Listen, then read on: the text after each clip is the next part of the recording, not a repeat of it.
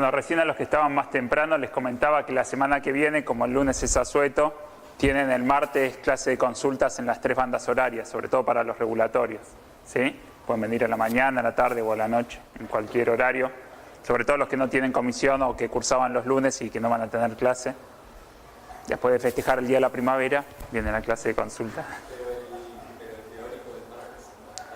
Sí, el teórico del martes sí va a estar como siempre.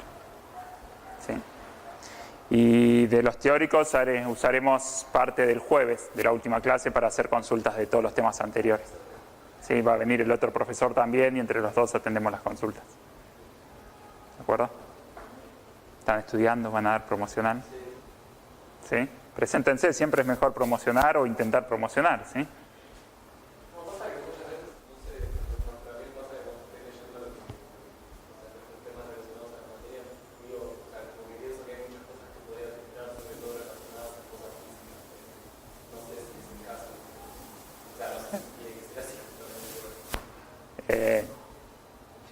No. Y sí. No, sobre todo lo que se ve en la clase seguro y después a veces la de la clase te ayuda a ver.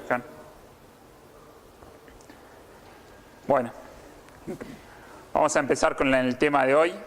Sí, ya la clase pasada estuvimos viendo algunos de los métodos de ionización, ¿sí? Nos van a quedar para la semana que viene los de ionización a presión atmosférica. Pero ya habíamos visto los de ionización en fase gaseosa y algunos de los de ionización en fase condensada. Como por ejemplo, ya están estudiando, van a dar promocional. ¿Cuáles eran los de fase condensada? Maldi, sí, muy bien. ¿Y los de fase gaseosa cuáles eran? La química de... Impacto electrónico, muy bien, ionización química, ionización por campo, ¿recuerdan? Bueno, una vez que se forma esa nube de iones acá en la cámara de ionización, todos los equipos cuentan con una cámara de aceleración que nos permite seleccionar los iones que nos interesa analizar y llevarlos a la zona de separación. En esta zona de separación tenemos distintas formas o distintos tipos de analizadores de masa propiamente dicho. Y así como, por ejemplo, un prisma permite seleccionar la luz blanca y separarla en todos los componentes de esas longitudes de onda, en el analizador de masa nos va a permitir separar todos los iones en función de su relación masa-carga. Esto es lo que vamos a ver hoy, ¿sí? Esta zona del equipo. Primero, algunas especificaciones que tiene que tener un espectrómetro de masa.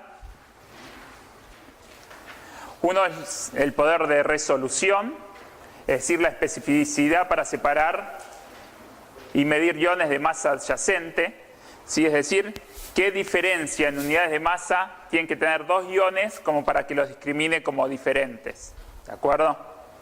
Así como en una separación cromatográfica, dos analitos tienen que separarse para ver los dos picos por separado. Acá, ¿cuál es la mínima diferencia en unidades de masa que tienen que tener dos iones para poderlos ver como diferentes? ¿De acuerdo? Bueno, la precisión, que tiene que ver con la certeza en la medición. La sensibilidad, vamos a ver que en general vamos a poder trabajar para detectar concentraciones bastante bajas, en el orden de las partes por billón, por ejemplo. Es importante el rango de masa en los equipos también, porque esto nos va a limitar la masa más alta y la más baja del instrumento, ¿sí? En qué rango de masa podemos trabajar, y eso va a ir encadenado con el método de ionización. Recuerdan que los métodos de ionización también tienen rangos de masa en los cuales pueden trabajar. Bueno, lo mismo ocurre con los analizadores de masa. Tienen rangos de masa en los cuales pueden trabajar. Otro factor importante es la posibilidad de realizar tándem o realizar masa-masa. Ya algo les adelanté, era cuando uno fragmenta o produce la ionización y obtiene los fragmentos de un analito, luego selecciona uno y lo vuelve a fragmentar. Eso es masa-masa o masa tándem, ¿de acuerdo? Hay algunos analizadores de masa que nos permiten hacer masa tándem y hay otros que para poder hacer este análisis de masa tándem necesitamos poner más de un analizador de masa, por ejemplo. Y la velocidad de barrido, que tiene que ver con la velocidad con la cual podemos escanear el rango de masas que queremos trabajar. Por ejemplo, ¿cuánto tarda en analizar los que tienen entre 1 y 1000 unidades de masa, por ejemplo? Si lo hace en un segundo, o si va de 1000 a 4000 unidades de masa en un segundo, ¿sí? ¿Cuán rápido puede escanear todos esos iones que se forman? Bueno, de lo anterior surge que uno de los parámetros importantes que les mencionaba recién es la resolución. En un equipo de baja resolución, ustedes podrían ver una señal como la que se ve en este gráfico, mientras que en un equipo de alta resolución podrían discriminar los distintos iones que están enmascarados en esta señal. ¿Sí? Así, por ejemplo, un espectro de baja resolución, estos tres componentes se ven como una única señal, que representaría lo que veríamos en este caso, por ejemplo. Ven que los tres tienen una masa nominal, podríamos decir, cercana a 28, solo que difieren en las centésimas o milésimas de unidades de masa entre sí. Y en un equipo de alta resolución, cada uno de estos podemos verlos por separado. Elegir uno u otro va a depender del tipo de análisis que queremos realizar. ¿Sí? No siempre es necesario tener un equipo de alta resolución. ¿Cómo se calcula la resolución? En general, este valor está dado por la masa nominal del primero de los picos o la masa promedio de ambos, ya que es un valor que elegir uno o elegir el promedio no modifica sustancialmente esta ecuación, ¿sí? Si uno elige el promedio de ambos o elige uno, digamos, al tener 28,005 o tener el promedio entre dos masas tan cercanas es prácticamente lo mismo. Ahora sí, a este valor lo vamos a dividir por la diferencia de masa entre esos dos picos adyacentes y así obtenemos el valor de resolución. ¿Qué quiere decir esto? Para diferenciar como diferentes, por ejemplo, dos picos como estos, necesitamos un analizador de masa que brinde una resolución de aproximadamente 2500.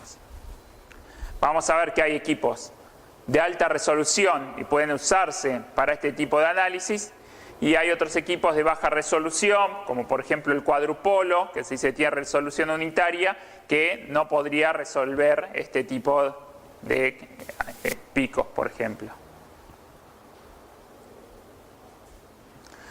Bueno, para hablar que dos picos se encuentran resueltos, hay distintos criterios. Uno de los más aceptados es cuando la altura del valle que separa a estos dos picos es inferior al valor del 10% del total de la altura del pico. Otros autores la sitúan al 5% de la altura del pico, pero en general lo más aceptado sería el 10%.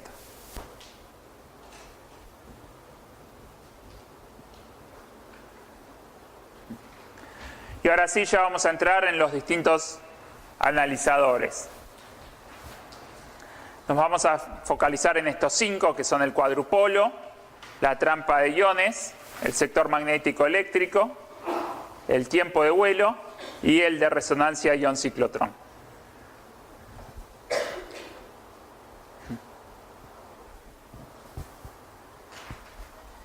El primero de los analizadores que vamos a ver es el cuadrupolo. Es uno de los más ampliamente difundidos. Se lo utiliza mucho acoplado a cromatografía gaseosa, por ejemplo. Está conformado por 4 barras metálicas que tienen una longitud de aproximadamente 15, 20 centímetros.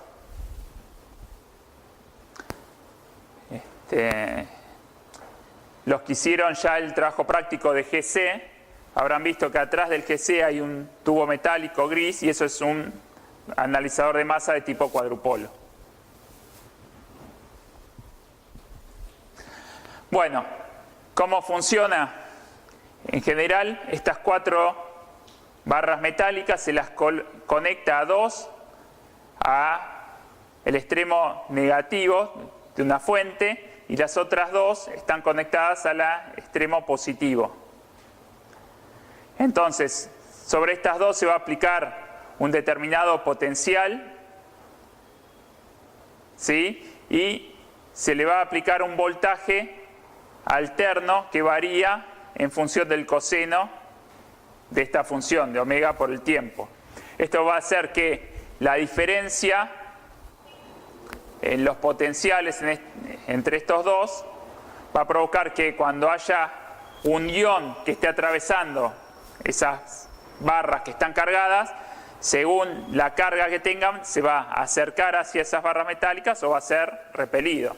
¿Sí? Si es un ion positivo y estamos hablando de estas 2 que están conectadas al polo positivo, va a haber, en función de esta función coseno, va a haber momentos en los que se estén acercando y momentos en los que tienda a alejarse. ¿Sí? Lo mismo va a ocurrir entre los 2 extremos negativos. ¿Sí? Un ion positivo va a tender a acercarse o a alejarse en función de cómo va variando ese sobrepotencial que se aplica.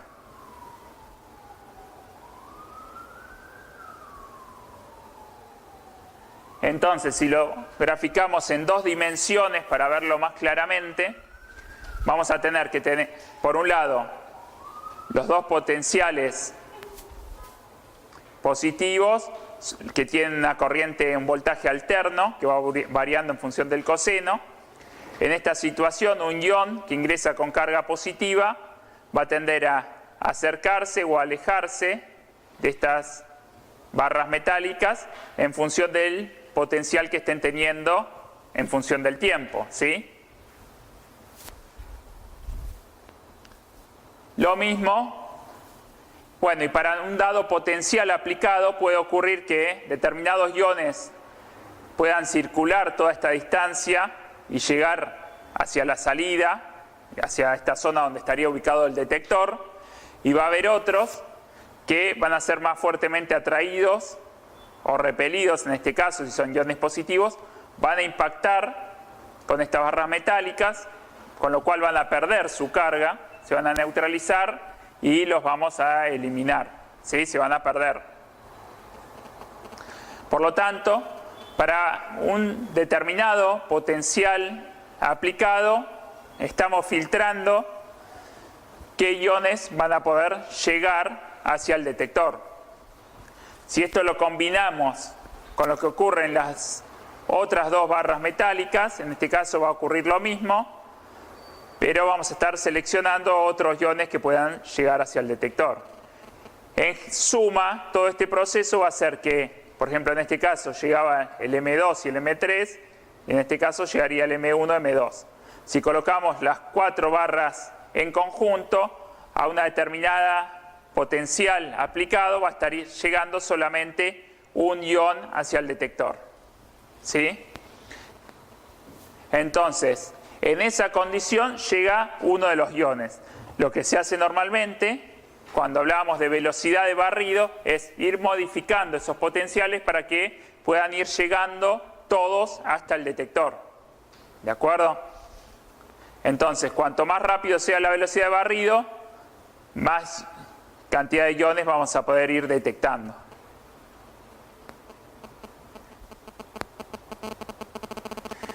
Es decir, vamos a partir de una condición en la cual llega uno de los iones, luego la vamos a ir modificando para que vayan llegando los otros y poderlos detectar.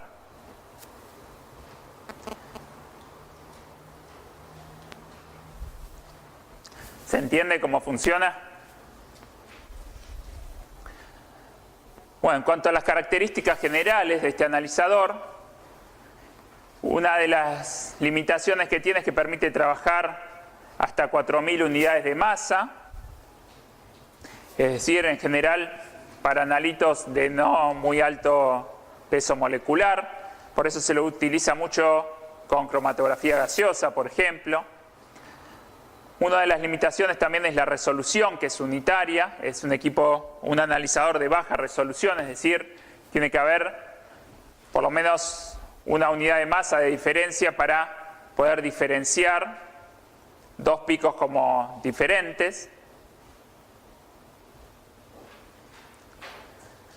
Para poder realizar ensayos de masa a masa o de masa tándem requiere colocar otro analizador, ¿sí? Podemos tener un cuadrupolo donde separamos esos iones que se formaron, luego se coloca una región donde se hacen colisionar a alguno de esos fragmentos que se seleccionó, ¿sí? Si tenemos la fuente de ionización, tenemos un cuadrupolo que va a separar en función de su relación masa-carga. Después tenemos una región donde podemos hacer colisionar esos iones, por ejemplo, con un gas reactivo. Y esos iones que se forman ahora en esta zona los vamos a separar con otro cuadrupolo. ¿Sí? Entonces tenemos, acá estamos separando los iones hijos de esta molécula original, seleccionamos uno, lo hacemos colisionar y acá separamos los iones nietos del original, ¿de acuerdo? Por ejemplo. Entonces, para poder hacer esos ensayos de masa a masa, requiere contar con otro analizador de masa, ¿sí? Con otro sistema que permita separar esos iones que se formaron. Bueno, la velocidad de escaneo es bastante rápida, escanea 4.000 unidades de masa por segundo, es decir que barre desde 1 hasta 4.000 en un segundo. Y tiene requerimientos de vacío no muy elevados, de 10 a la menos 5 torr. Sí, es un alto vacío, pero no tan elevado como otros analizadores, porque ¿para qué era necesario el vacío?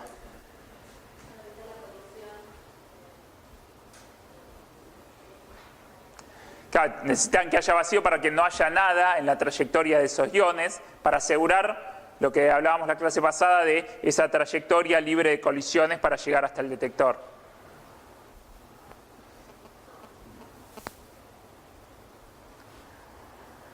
Bueno, en general es un analizador que no es difícil de operar, es bastante robusto. Y otro parámetro que ven acá es lo que se llama el límite de detección. Ven que está en el orden de los picogramos en el modo scan. El modo scan es el modo que va barriendo todas las unidades de masa para detectar todos los posibles iones que se estén formando. Mientras que en el modo SIM ven que aumenta prácticamente 100 veces el límite de detección, porque SIM significa monitoreo selectivo de iones, y lo que se le indica al equipo es que solamente busque algunos de esos iones y no haga el barrido completo. Es decir que en vez de estar un segundo barriendo de 1 hasta 4.000, le decimos que vaya específicamente a los iones que podrían provenir de algo que alguien está buscando. Por ejemplo, ustedes saben que quieren ver si hay un pesticida que está contaminando un agua. Y ya, como la espectrometría de masa, ustedes ya saben qué fragmentos puede dar ese pesticida, por ejemplo. Entonces, en vez de decirle que haga un barrido desde 1 hasta 4.000, podemos decirle que busque directamente el fragmento que podría provenir de ese pesticida. Entonces va a estar más tiempo monitoreando a esos iones. Por ejemplo, que dé un fragmento de 100 y uno de 500 ese pesticida. Entonces, ustedes le dicen que esté un segundo solamente monitoreando el fragmento de 100 y el de 500. Entonces está medio segundo en cada uno. Va a estar más tiempo monitoreando eso y es menos probable que se le escape alguno de esos iones. En cambio acá, si ustedes van barriendo mientras monitorean uno, el de 100 lo pueden estar perdiendo, pues no va a estar pasando. ¿De acuerdo? Por eso aumenta la sensibilidad cuando hacen el modo SIM. ¿Se entiende?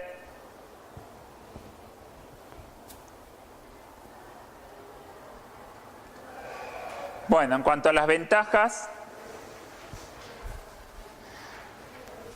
del cuadrupolo, es que es un analizador que es económico, de escaso tamaño, ustedes lo habrán visto en el trabajo práctico, tiene escala lineal de masa-carga, alta velocidad de barrido, es simple de operar,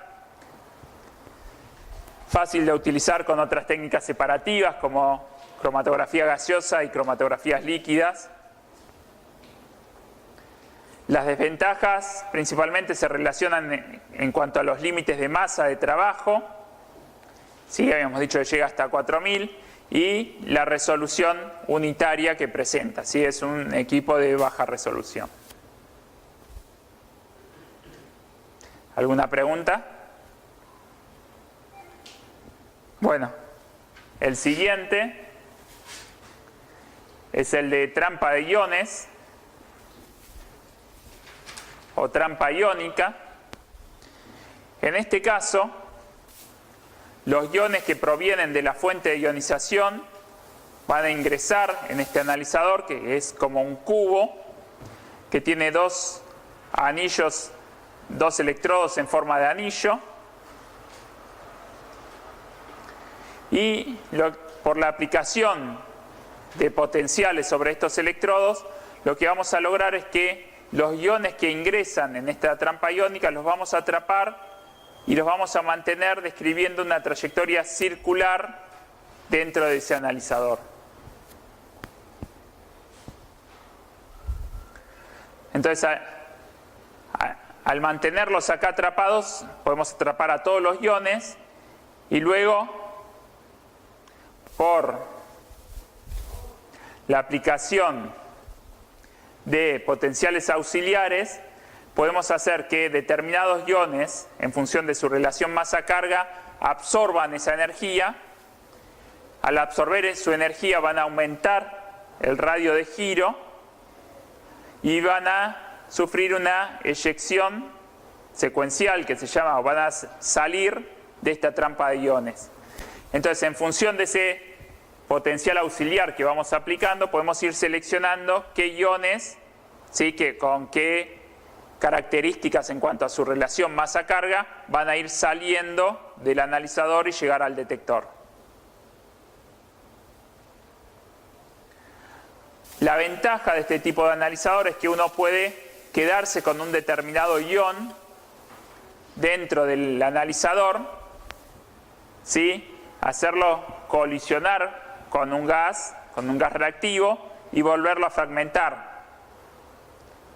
Entonces ahí se estarían formando los fragmentos del ion que ya se había formado, ¿sí? Serían, en la cámara de ionización pudo ocurrir una fragmentación, acá nos quedamos con un fragmento hijo, lo volvemos a fragmentar y tenemos los fragmentos nietos acá adentro atrapados y podemos analizar qué fragmentos se formaron. Incluso podemos volver a seleccionar uno y volverlo a fragmentar, ¿sí?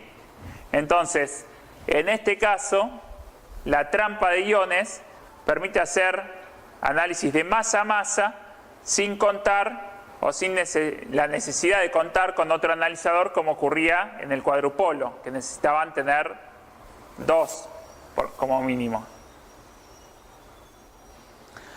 Entonces, a estos sistemas como el cuadrupolo se los llama masa a masa, ¿sí?, en el espacio o en la distancia, porque van atravesando una determinada distancia para donde se van produciendo los distintos iones, donde van generando el análisis de masa a masa.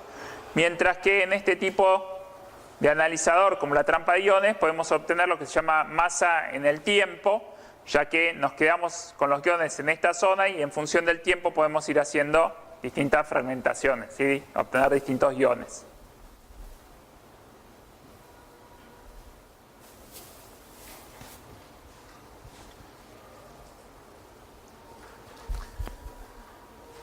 Entonces, resumiendo, se aplica un potencial para inyectar los iones dentro de la trampa iónica y luego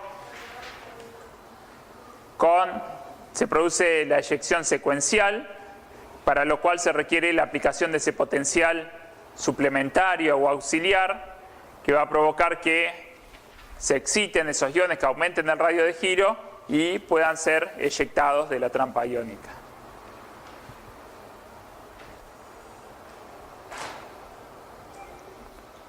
En cuanto a las características, este analizador permite trabajar hasta 6.000 unidades de masa, es decir, amplía un poco el rango con respecto al cuadrupolo.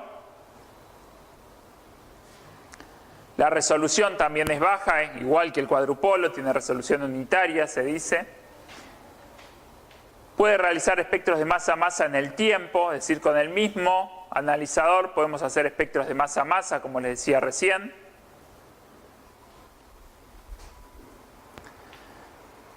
Bueno, se puede acoplar a diferentes fuentes de ionización, tiene límite de detección en el orden de los picogramos, por lo cual es muy sensible.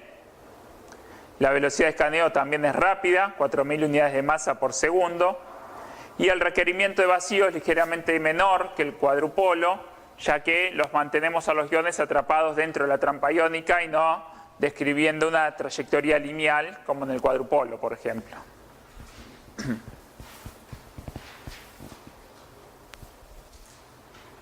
¿Sí? Bueno, en cuanto a las ventajas, es un analizador que es económico, ocupa escaso tamaño, tiene alta velocidad de barrido, es simple de operar, también se puede utilizar con GC, cromatografía gaseosa o cromatografía líquida. Y la principal desventaja, vamos a mencionar, que es la baja resolución que tiene, al igual que el cuadrupolo.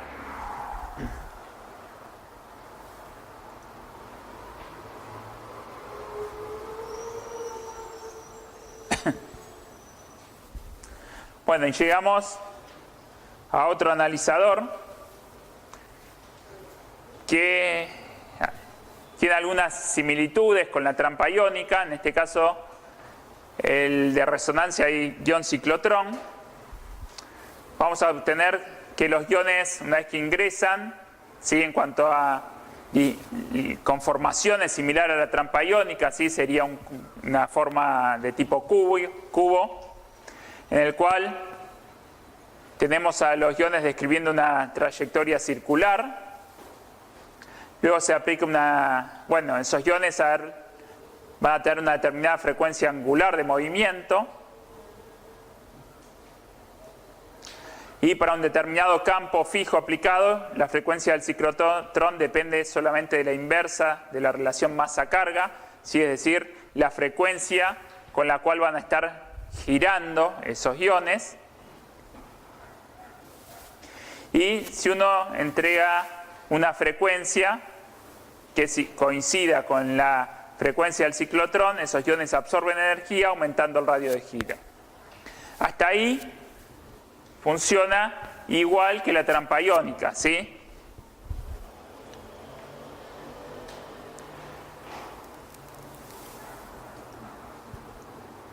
Es decir, vamos a tener a nuestros iones en el interior de este analizador, describiendo una determinada trayectoria circular con una órbita de giro. La frecuencia de giro dentro de esta trampa iónica está relacionada con su relación masa-carga, ¿sí? Con la inversa de la relación masa-carga.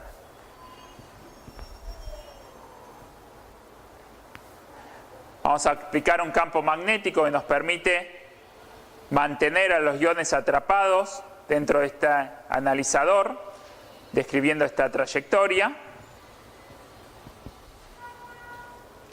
En un determinado momento vamos a aplicar un pulso de excitación.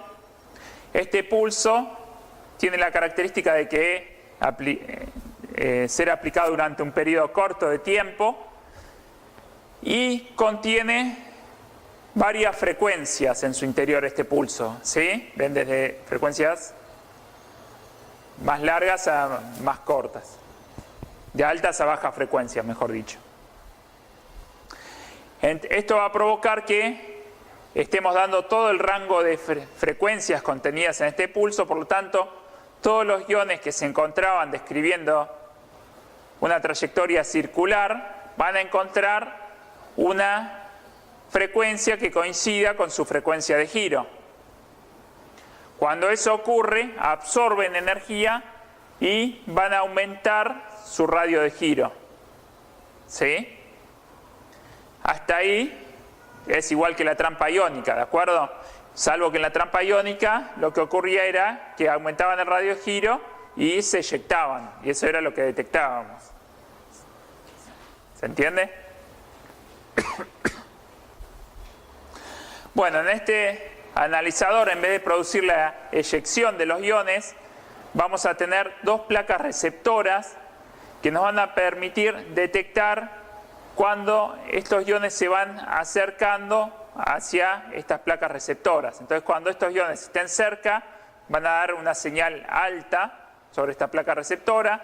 A medida que se alejan, esa señal va disminuyendo y luego vuelve a aumentar. ¿De acuerdo? ¿Se entiende?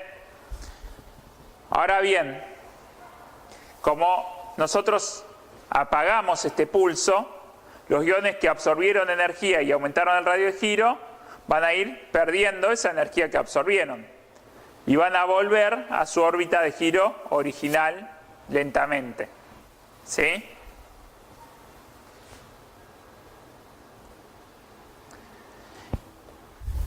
Esto va a provocar que, si vemos la señal que registrarían esas placas receptoras, por ejemplo, si partimos de una situación en la que los iones están cerca de la placa y dan una señal alta, estaríamos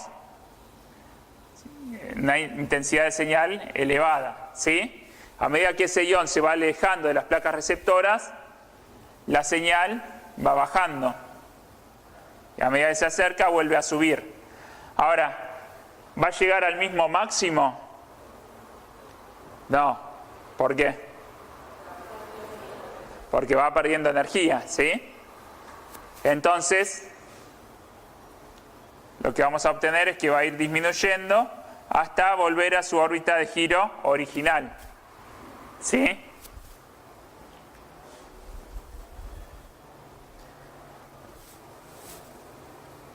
Esto va a ser para un determinado ion que tenga una determinada frecuencia, que depende de la inversa de su relación masa-carga. Otro tipo de ion podría dar una señal con mayor frecuencia, por ejemplo, más de este tipo. ¿Sí? Y así todos los iones que tengamos presentes. En definitiva, vamos a obtener un gráfico como este, en el cual tenemos la señal en función del tiempo de todos los iones que están dentro de ese analizador, cada uno con una frecuencia característica. Entonces, si cada uno tiene una frecuencia característica, lo que podemos hacer es aplicar la transformada de Fourier, que es una ecuación matemática, que permite pasar del dominio del tiempo, como tenemos acá, señal en función del tiempo, al dominio de frecuencias. Entonces, que en vez de tener acá la señal en función del tiempo, que nos diga cada una de las frecuencias que están contenidas acá adentro. Y sabiendo la frecuencia de cada una de ellas, podemos saber a qué masa corresponde. ¿Sí? Entonces podemos tener, al obtener la frecuencia de cada uno de esos iones que tienen esa frecuencia precisamente por tener una relación masa-carga determinada, vamos a poder, a partir de saber la frecuencia, conocer la masa de cada uno de ellos.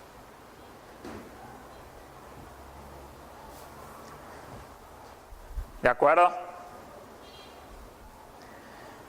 Entonces, este sistema lo que nos va a hacer es permitir contar con un analizador de alta resolución, ¿sí? Porque simplemente vamos a discriminar la frecuencia de cada uno de esos iones que tenemos.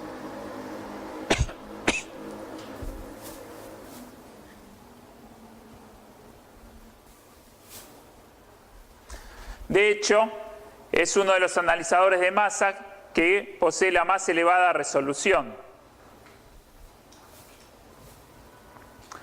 Por lo tanto, sería uno de los analizadores adecuados para discriminar lo que veíamos en las primeras diapositivas, ¿sí? Cuando comparábamos uno de baja resolución, como podría ser un cuadrupolo o una trampa iónica, y uno de alta resolución, como podría ser el de resonancia ion-ciclotrón. Bueno, otra ventaja de este tipo de analizador, además de la alta resolución, es que amplía el rango de masas hasta 15.000 unidades de masa. Bueno, los límites de detección siempre en el orden de los picogramos. Una velocidad de escaneo muy elevada.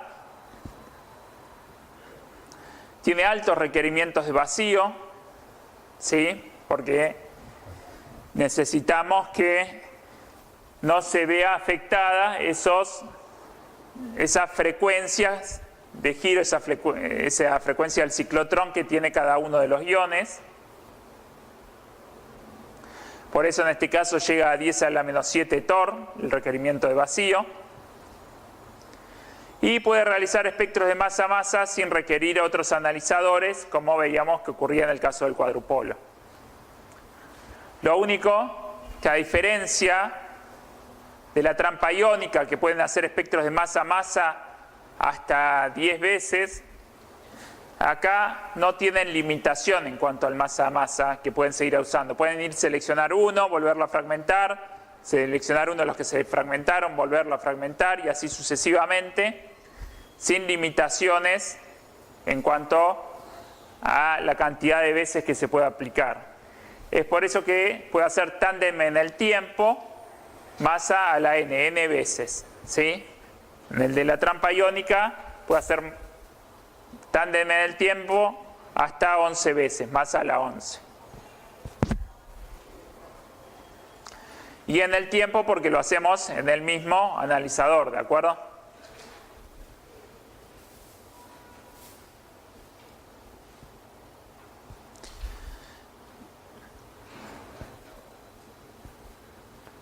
Bueno, otro de los analizadores es el de tiempo de vuelo.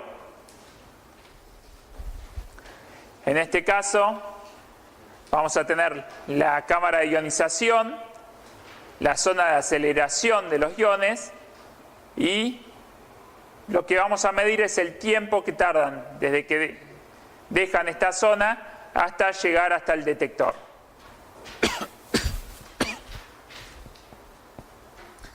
Lo interesante es que cuando un determinado ion deja la fuente va a tener una determinada energía cinética y que esa energía cinética con la que ese ion deja la fuente en definitiva depende de su relación masa-carga.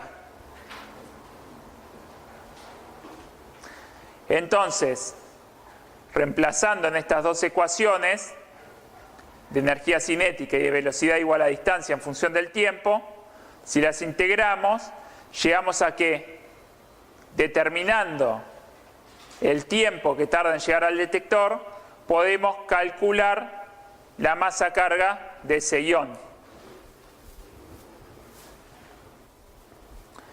Para que esto ocurra, nos tenemos que asegurar que todos los iones dejan la fuente con la misma energía cinética. Entonces pasa a depender solamente de su relación masa-carga el tiempo que tardan en llegar al detector. Por ejemplo, para un hidrógeno el tiempo que llega al detector podría ser de aproximadamente 1.7 microsegundos, mientras que para otro analito, por ejemplo de 2500 de unidades de masa, tardaría 50 microsegundos. La principal ventaja del TOF es que no tiene límites de masa para trabajar. Por lo tanto, era el ideal para utilizarlo. ¿Con qué fines? ¿Identificación de qué? Proteínas, por ejemplo, ¿sí? Bien. ¿Qué analizador, qué método de ionización podrían utilizar para proteínas? MALDI, ¿sí? Ven que el MALDI no tiene requerimientos, pueden utilizar para altos pesos moleculares, no podían utilizar ninguno de los de fase gaseosa, pero no podrían haber utilizado ninguno de los analizadores que hablamos antes para una proteína, por ejemplo, ¿sí? Entonces es importante la combinación del método de ionización con el analizador que vamos a usar.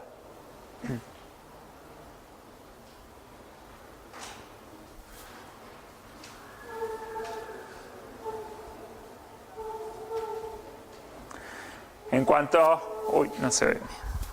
Entonces, en este analizador vamos a tener una primera etapa de ionización, una etapa de retardo de los iones en la cámara de ionización, la etapa de extracción de esos iones de la cámara de ionización y aceleración hacia la zona del analizador propiamente dicho, la etapa de análisis y la etapa donde llegan al detector, ¿sí? Que colecta esos iones y da una señal eléctrica proporcional a la cantidad de iones que van llegando, y vamos a hacer el registro y la amplificación de la señal. El tiempo que tarda en llegar al detector va a estar dado por el tiempo en esta primera etapa de donde se produce la ionización, la etapa de aceleración y el tiempo que tarda en recorrer esta distancia hasta llegar al detector. Si todos salen con la misma energía cinética, como habíamos dicho, los de menor masa, ¿sí?, van a ser los que estén llegando más rápido al detector, ¿sí?, porque suponiendo igual carga, menor relación masa-carga, van a estar llegando más rápido que los más pesados, por ejemplo.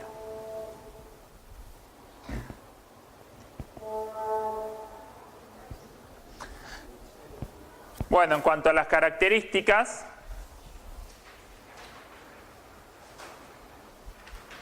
la principal ventaja es que no tiene límite en cuanto a las unidades de masa que puede analizar, por lo tanto era uno de los adecuados para utilizarlo para el análisis de polímeros, distintos biopolímeros, proteínas, ácidos nucleicos, ¿sí? Y se lo encuentra mucho asociado al MALDI, ¿sí? Van a encontrar en literatura, quizás directamente escrito como MALDI-TOF, que quiere decir que hay un sistema de ionización por MALDI acoplado a un analizador de masa de tipo tiempo de vuelo. Bueno, la resolución es relativa, no es tan elevada como en el caso de resonancia de ion ciclotrón, que es el de resolución más elevada. La detección también está en el orden de los picogramos. Este analizador por sí solo no puede hacer análisis de tipo masa-masa, ¿sí? Siempre va a requerir acoplarlo a otro analizador, como ocurría en el caso del cuadrupolo.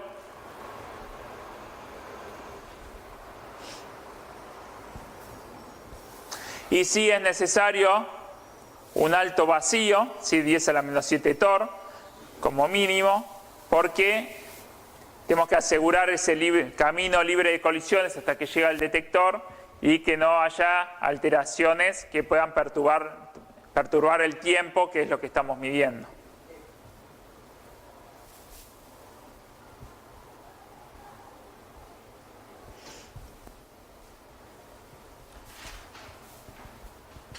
Bueno, y otro de los analizadores que contamos es el de sector magnético o sector eléctrico, o los que combinan ambos, dando lo que se llama sector magnético eléctrico.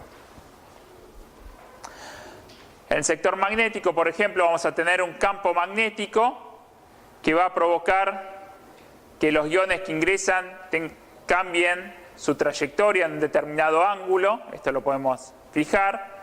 Y el ángulo que va a tener cada uno de sus iones va a depender de su relación masa-carga.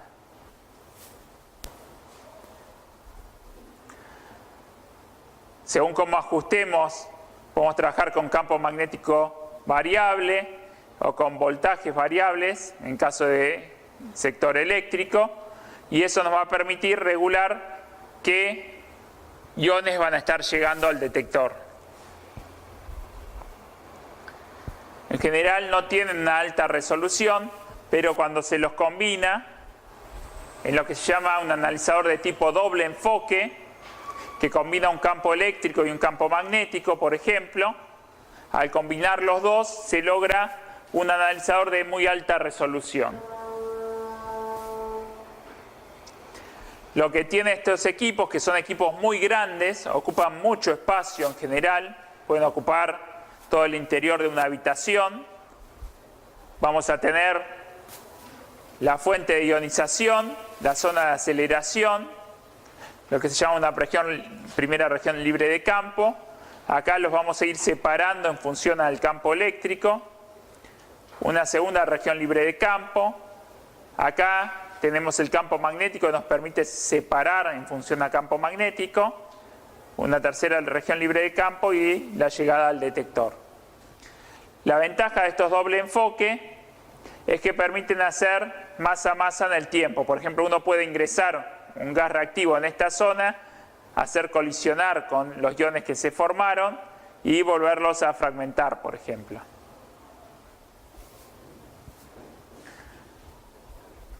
La principal desventaja era que les decía, ocupa mucho espacio. Por ejemplo, uno puede ingresar los iones en esta zona del equipo que recorra toda esa distancia, ya estaría el campo eléctrico, esa distancia, ya el campo magnético, y finalmente llegando de nuevo a esta zona al detector. Por lo tanto, tenemos que asegurar que unos iones que se van moviendo toda esa distancia tan larga lleguen al detector. Imagínense que si hay una desviación en el sistema óptico de nanómetros, en toda esa distancia va a terminar haciendo que en algún momento ese ion impacte contra las paredes del analizador. Entonces son en general muy engorrosos de mantener y de operar estos tipos de analizadores. En general pueden encontrar las dos combinaciones, ¿sí? El de geometría que se lo llama de Near-Johnson, que tiene un campo eléctrico primero y luego el campo magnético, o el de geometría inversa, que tiene primero un campo magnético y luego un campo electrostático, ¿sí? Los dos pueden encontrarlos.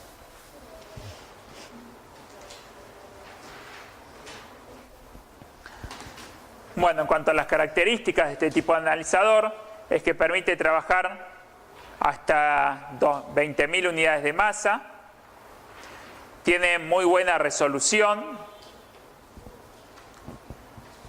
¿sí? Siempre el de más alta resolución es el de resonancia ion-ciclotrón, pero este tipo de configuración permite obtener una resolución muy elevada también. Se lo puede acoplar a numerosas fuentes de ionización, tiene buenos límites de detección, similares a los anteriores. Siempre en el modo SIM, la detección, ¿sí? Es mucho más baja, incluso prácticamente 100 veces menor que en el modo SCAN. Puede realizar análisis de tipo masa-masa, por los que les comentaba recién, y requiere un muy alto vacío, porque la distancia que tienen que recorrer esos iones es bastante elevada. Las principales desventajas son que ocupa mucho espacio, es muy delicado de operar y mantener, por lo que le decía de toda esa distancia que tienen que recorrer los iones, bueno, no se lo podría acoplar a algunas técnicas como tipo MALDI porque son pulsadas. Pero principalmente estas son las desventajas más grandes, ¿sí? La operación y el mantenimiento que requiere este tipo de analizador, y por otro lado, que ocupaba mucho espacio.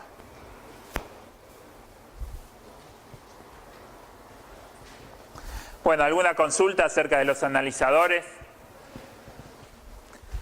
Ahora quería comentarle algunos parámetros que ya estamos introduciendo, ¿sí? Como lo que es el modo SIM, el modo TIC, el espectro de masa, para entender mejor, ¿sí?, el funcionamiento de estos analizadores. Cuando operamos en el modo TIC o cromatograma total de iones, si ustedes tienen, imagínense un sistema cromatográfico, un HPLC, con un detector UV, que miden, por ejemplo, absorbancia a una determinada longitud de onda, ¿sí?, a 250 nanómetros, por ejemplo. Si ustedes tienen distintos analitos presentes en la muestra, a medida que van eluyendo, los pueden ir detectando. ¿De acuerdo? Bueno, si ustedes en vez de tener un detector UV, tienen un HPLC masa, por ejemplo, pueden trabajar en lo que se llama modo TIC, que es simplemente el cromatograma total de iones, y lo único que hacen es, en función del tiempo, a medida que van eluyendo los analitos de la muestra, van registrando cuando hay iones que están llegando al detector. ¿Sí? Eluye de la columna, ingresa al masa, se ioniza, separamos y llegan al analizador de masa del detector. ¿De acuerdo? Ahora bien, acá están contenidos la intensidad de esta señal, o el área bajo la curva que ustedes utilizan para cuantificar en UV, por ejemplo, cuando hacen HPLC con detector UV, ustedes pueden integrar las áreas de las curvas. Acá, esta señal va a estar relacionada con la cantidad de iones que se formaron de este determinado analito, ¿sí? Pero hasta acá no sabemos nada de qué iones se formaron, qué iones están contenidos dentro de esta señal, de esa primera señal. ¿De acuerdo? Simplemente estamos usando el masa como un detector convencional, podríamos decir, sin utilizar ninguna de todas las ventajas que presenta un masa como detector, ¿sí? Simplemente decimos, avísame cuando están llegando iones al detector. No me digas o no me des en este momento información de qué tipo de iones están llegando. ¿De acuerdo? Entonces, en este modo, simplemente estaríamos viendo, por ejemplo, los tiempos de retención de cada uno de los analitos que están eluyendo.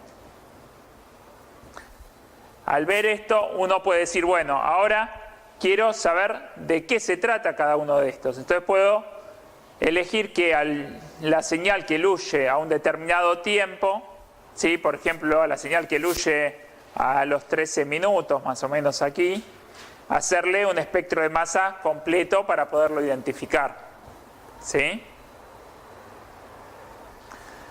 Por ejemplo, acá tienen un cromatograma total de iones.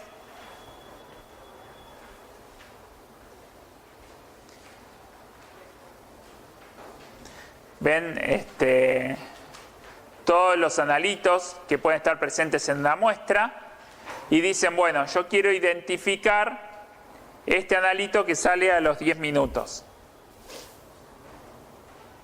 Entonces, pasan del modo TIC al modo SCAN o el espectro completo y le hacen el espectro de masa completo, ¿sí? Y hoy en día, comparándolo con bibliotecas o analizando los fragmentos que se obtienen, pueden hacer la identificación de ese analito que estaba en la muestra. ¿De acuerdo?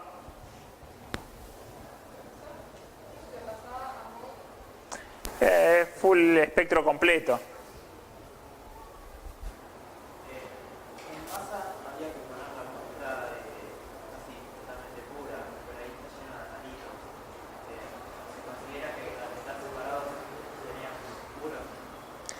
Bueno, vos podés colocar el masa a la salida de un sistema cromatográfico. Entonces vos estás acá separándolos y después analizás uno determinado, ¿sí? Pero entonces acá la muestra no estaría pura, pero vos la estarías aislando por el sistema cromatográfico. Pero en masa vos no necesariamente necesitas la muestra pura. Vos podés identificar analitos presentes en una muestra compleja, ¿sí? Por ejemplo, en determinadas, vamos a ver, métodos de ionización, vos podés detectar un analito presente, por ejemplo, en la cáscara de un tomate, por ejemplo. Vos pones el tomate directamente y le haces incidir el láser, ¿sí? Para ionizarlo. Voy a traer algún ejemplo en la próxima clase. Y ahí tienen un montón de analitos, no está puro, pero vos podés identificar el que te interesa, por ejemplo. ¿Sí?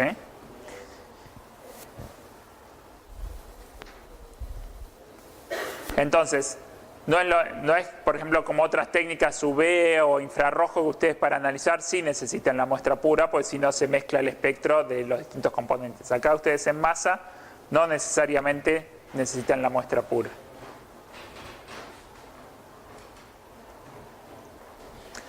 Otra forma es, acá tienen el modo TIC, de nuevo en otro ejemplo, para detectar distintos metabolitos presentes en plasma. Acá tendrían el modo TIC y después a cada uno de ellos, ¿sí? Le hacen el espectro completo para hacer la identificación, por ejemplo.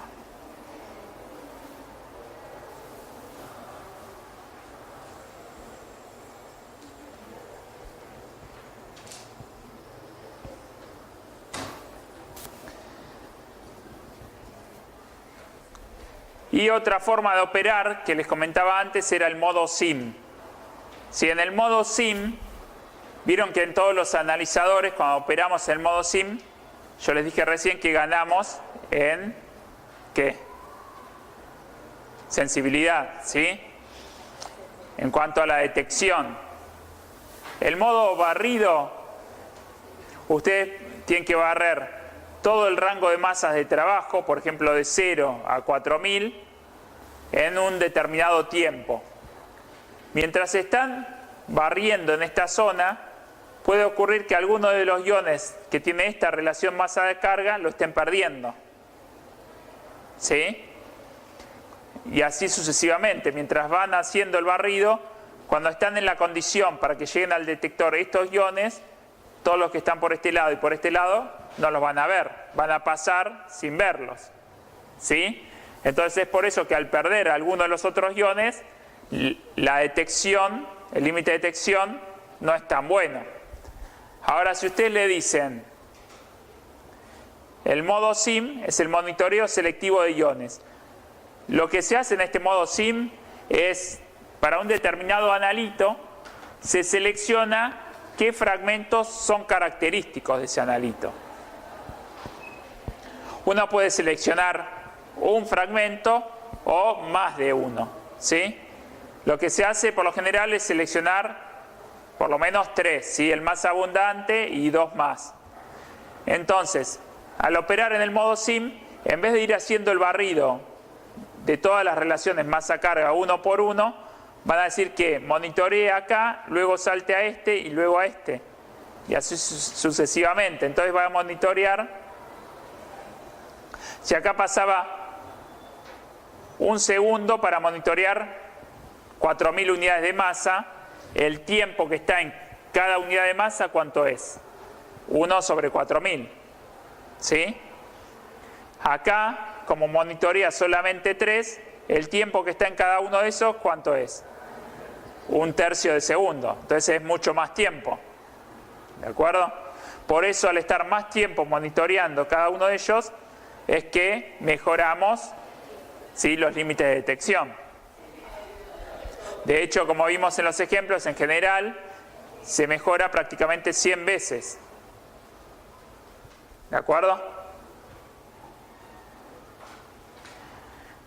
Y en este ejemplo tienen el cromatograma total de iones, donde ven 5 componentes ¿sí?, de distintos herbicidas presentes en una muestra. Hay 6 componentes. Y acá tienen los cromatogramas obtenidos trabajando en el modo SIM. ¿Sí? Entonces, en el primer caso, como ya conocen estos herbicidas que podrían estar presentes en la muestra o que podrían estar contaminando un agua, ustedes dicen, bueno, yo sé que tal herbicida genera tal fragmento que tiene esa relación masa-carga. Entonces, le digo, en vez de monitorear todo, monitoreemos solamente el masa-carga 199. ¿Sí? Entonces, a medida que van eluyendo de la columna, vamos a obtener señal solamente que cuando uno de estos analitos salga de la columna, vaya a la cámara de ionización, se fragmente y genere un ion que tiene relación masa-carga 199. Todos los demás que den fragmentos en otra zona, en esta zona intermedia, por acá abajo o acá arriba, no los vemos. Estamos diciendo que no mida. Es como cuando decimos, midamos a 250 nanómetros y eluye algo que absorbe a 300. No lo vamos a ver. ¿De acuerdo? Entonces, en este caso, al ver que solamente el 1 daba este masa carga 199, pudieron identificarlo y asociarlo a ese herbicida. Luego, otra de los herbicidas presentes daba un fragmento de 219. Hicieron lo mismo y vieron que de todos estos, el único que daba este fragmento era el número 2. Entonces lo pudieron identificar. Lo mismo con el caso 3, con el caso 4, con el masa carga 255, 233. Pero, vean aquí, en el caso 5 dijeron, monitoreemos solamente el que da el masa carga 161. ¿Y qué ocurrió? ¿Cuántos hay que dan ese masa carga 161? Hay 3, ¿sí? Es por ello que no es conveniente elegir uno solo en el modo SIM. Siempre se eligen 2 o 3.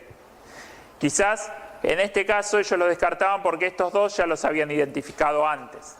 Entonces sabían que era el número 5 en este caso.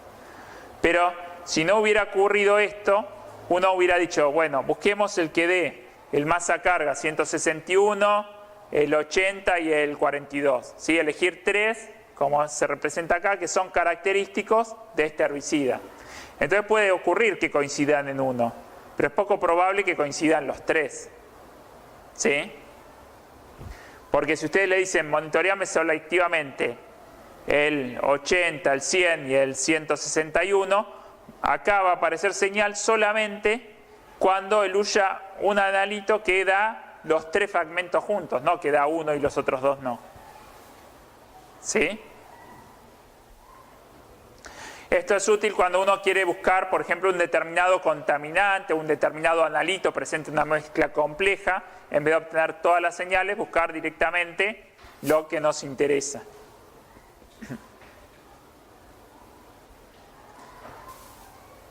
Bueno, y esta es la diferencia entre el modo barrido y el modo SIM.